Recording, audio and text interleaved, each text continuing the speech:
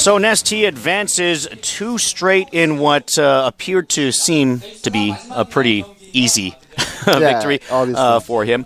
Certainly, he advances onto the round of 32, and our next match for the day includes ParkJongHyuk, who is a Terran player. His opponent is from the next clan. He is known as Chief, as a Protoss player. Are you familiar with either of these players at all? No, I mean, the next clan is a pretty known clan, so I'm guessing he is a decent player. Terran versus Protoss is both those two. I mean, I'm a Zerg player myself, so I can't give like an in-depth analysis of the matchup, but I'm saying that, I mean, StarCraft 2 nowadays, I feel it's pretty balanced all the way around, and so the maps and the players will decide this. All right, well, let's start off by meeting the players. We're going to meet ParkJongHyuk first, and here he is, and just 19 years of age. His favorite map is Lost Temple. That will be the site of our first set.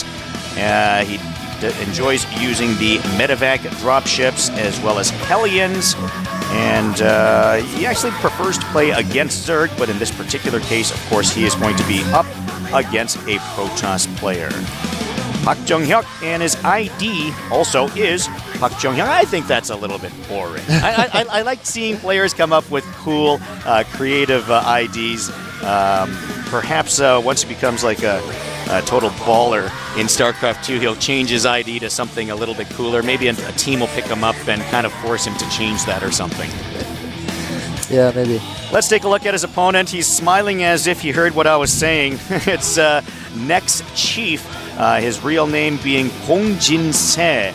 And he's looking very relaxed, very comfortable. It's rare to see a player actually look into the camera and smile. I wonder if he's like told his girlfriend, look for me on TV. I'll give you a little wink when you see me or something like that. But he's all smiles, looking pretty confident going into this game. Actually, it's kind of refreshing from the StarCraft 1 scene where almost every player was just being dead serious and showed no emotions. So actually it's a good thing, I think. Well, certainly I enjoy watching people showing some emotion as well. And let's take a look at the maps. As mentioned, our first set will be played on Lost Temple. And by the way, maps excluded by the 2 players, Zelnaga Caverns, Blistering Sands by ParkJongHyuk, and Delta Quadrant, Jungle Basin by Next Chief. Set 2, you see here, is on Scrap Station, and Set 3 is going to be on Steppes of War. I guess that should be Steppes of War, the way it's spelled. I don't know if they spelled a little bit different. Maybe the translation went from English to Korean and then no, it's back like to English. It's actually the steps, is the landscape thing. There's like some topography that actually is right. The spelling is right, actually. Yeah. Okay, yep. Correct it again. There we go. Thank you very much for that. But we are going to move on to set number 1. It's going to be on Lost Temple, as mentioned. Now, as I said a moment ago, ParkJongHyuk does favor this map. Of course, we've talked about this before as Terran like this map because they have the drop opportunities on the expansions. We'll see if that takes place in set number 1.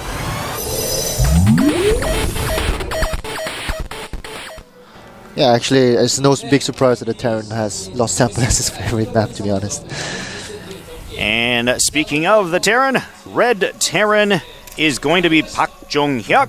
He's starting off at the 8 o'clock. Some fans here cheering him on as well. Actually, I think it was one fan.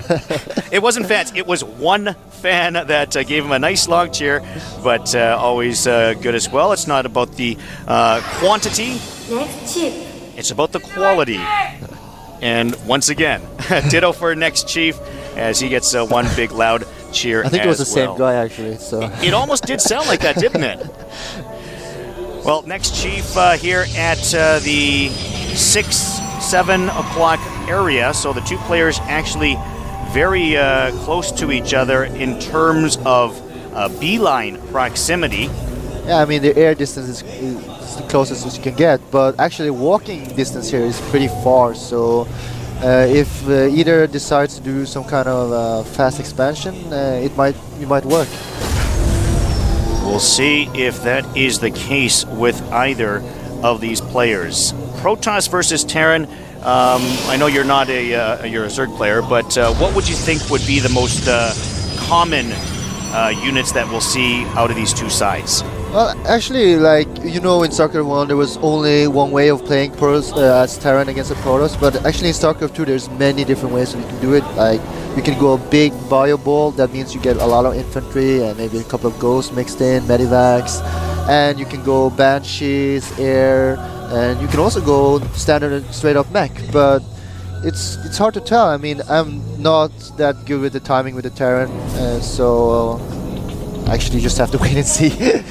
Yeah, certainly in StarCraft 1, I mean, if you didn't go mechanical, then people are going to laugh at you in the game after you're typing in GG, wondering why you lost. But, well, as you mentioned, we'll see some different builds, perhaps, from our Terran player, ParkJongHyuk. From a Protoss standpoint, what have you seen most commonly in StarCraft 2? Well, the Protoss is basically doing the same against both Zerg and Terran, to be honest. They tend to go gateway, get their core up as fast as possible, getting their warp tech, and getting warp gates, getting probably more warp gates, and finding out when he can expand, and getting Colossus later on.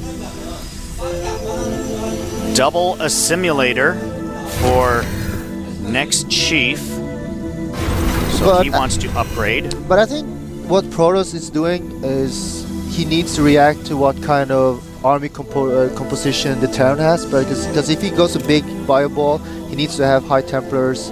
With the Storm is very effective against that, and so we'll just have to. I think it really depends on what the Terran is doing right now. And he's actually doing a Stargate, so we might see Void Rays.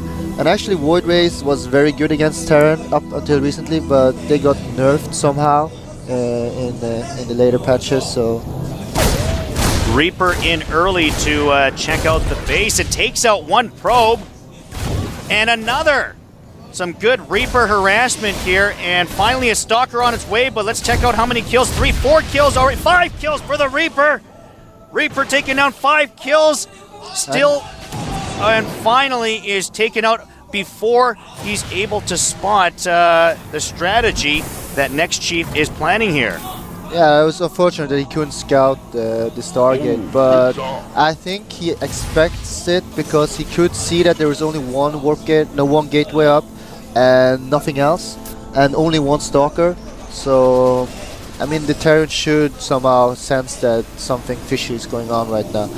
But, I mean, that's huge that the Reaper gets 5 kills. Was it 5 kills? 5 kills. Yes, that's 4.5 too many, to be honest. 4.5. Yeah, I mean, sometimes you get maybe one or shoot the probe a little bit, but a Stalker should be able to stop the Reaper before actually getting any kills. It's a pretty sloppy play by the Protoss.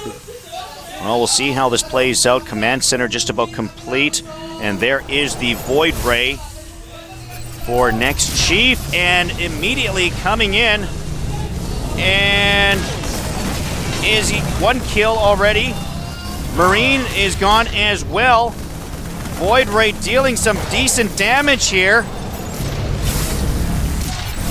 Void Ray, finally a turret being added, but after what damage?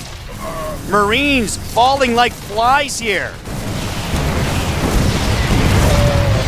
Finally chased away somewhat, still able to get some more kills. Turret takes it down finally, and Void Ray is gone. Here's a second Void Ray though. Going after the barracks. Finally switches over to the Marine. Yeah, he needs to charge up the laser to get maximum damage. He needs to kill that SCV though that is making a turret. And is he gonna get this barracks? He takes it. No, doesn't quite get that Marine. Finally going after the SCV. Takes out the turret before it's completed. Right now the Protoss is in a dominant position. This Void Ray came totally. And all sorts of harassment here from these Void Rays. Oh, look at this. Finally the turrets are up and able to chase the Void Rays away to a safer distance, but they're still going to do a little bit of harassment here before they're done. Void Ray finally taken down, and that's going to buy enough time for an expansion to go up. Yeah, actually, why this was successful was because the Terran had thought that he was so much ahead after Reaper harass that he also expanded and felt too secure about his position, so he didn't think about the Void Ray. And Void Ray here to take out another supply depot. Marines there to chase it off a bit. See if he can make something of this. He does get a couple more Marines again, and he's going to go after some more of those supply depots. Getting a decent number of kills. I think he had about 3-4 kills there. Yeah, the Void Rays have been really cost effective for the Protoss. And I mean, when you have the Reaper in the base, I think it's actually, even though he got 5 kills, he would be much more beneficial if he had scouted the entire base of Protoss and found the Stargate. So I guess maybe in one way it was kind of lucky for him that he was a little bit sloppy with the Stalker play and allowing the Terran to be greedy with the probe kills instead of chasing him around the base. And maybe it was intentional as well from the Protoss. Well, some good fortune. Twilight Council researching speed upgrade. The problem for Terran now is going to be to stop the push that is coming very soon. When the charge for the Zealots is finished, it's going to be very hard for the Terran to stop that push because of all the damage that the Void Rays have done. Now, from ParkJongHyuk's standpoint, he's still going with a bionic army. Yeah, I'm just seeing that, even the Terran had a much faster second command center than the Protoss at his Nexus, he's still down for two worker count. So the Void Race was really effective. Probe spots the oncoming rush, and that's going to force our Protoss chief back a bit. Force field set up, and Zealots coming out to take these guys down with the aid of the force fields. And is he going to have enough? I don't know. That is going to force Chief back into his base, maybe. No, the probes are going to come out to help. Stalker chasing them away as well. More Zealots come out to help. Force field by the sentry. More bionic units are being sent over from ParkJongHyuk, realizing that this might be his only chance.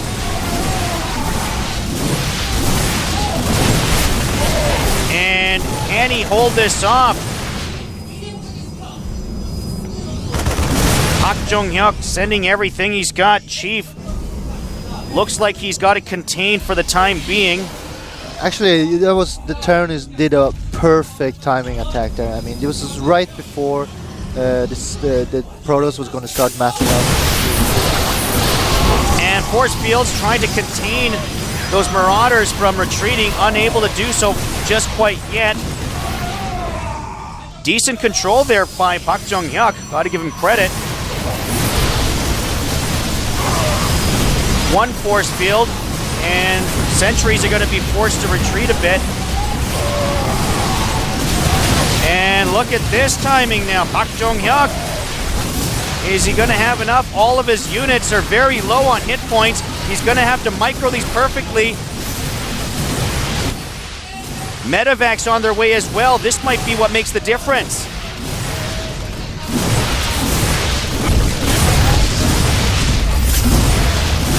Medevacs coming in to help out, and it looks like Chief will indeed lose his Nexus.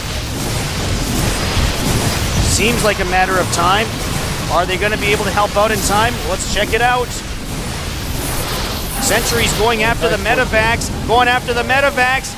Can't quite get the Medevac. Great job there by ParkJongHyuk to retreat the Medevac, and they're going to continue on with the attack. They should get the Nexus this time, and they do indeed. Does Chief have a chance? When the expansion went down, this game is pretty much over. Funny though that they're both doing a hidden expansion at 12 o'clock while everything is happening. Both next door to each other, but a good force field to block off the rest of the Marauders from getting up the rampway. That's going to buy a little bit of time. Really impressive. But not enough in the end. And that is going to be it as ParkJongHyuk goes on to take this set. This game was a lot of back and forth. I mean, at one point I thought Terran was winning, and at the other point I thought the Protoss were winning. But I mean, the timing of that attack was like, if he had come 10 seconds later, that wouldn't have worked. So it was really good timing. Well, certainly a good game played by both players. I thought both players doing various things that they needed to win, but in the end, as you mentioned, the timing tech coming into play had some great early harassment by the Void Rays as well that turned out to be effective, but a good job there by ParkJongHyuk to be able to adapt, adjust to the situation, get back up on his feet, so to say, and go in at the, as you mentioned, at the perfect timing to do so. Yeah, I think losing that first Void Ray to the turret was pretty big. Even though he did a lot of damage, he could have done a ton more damage, actually. Besides that, I think both players played pretty good. And the decision for the Terran to attack at that time was excellent. All right, well, we are ready for our next set. Let's go to it now.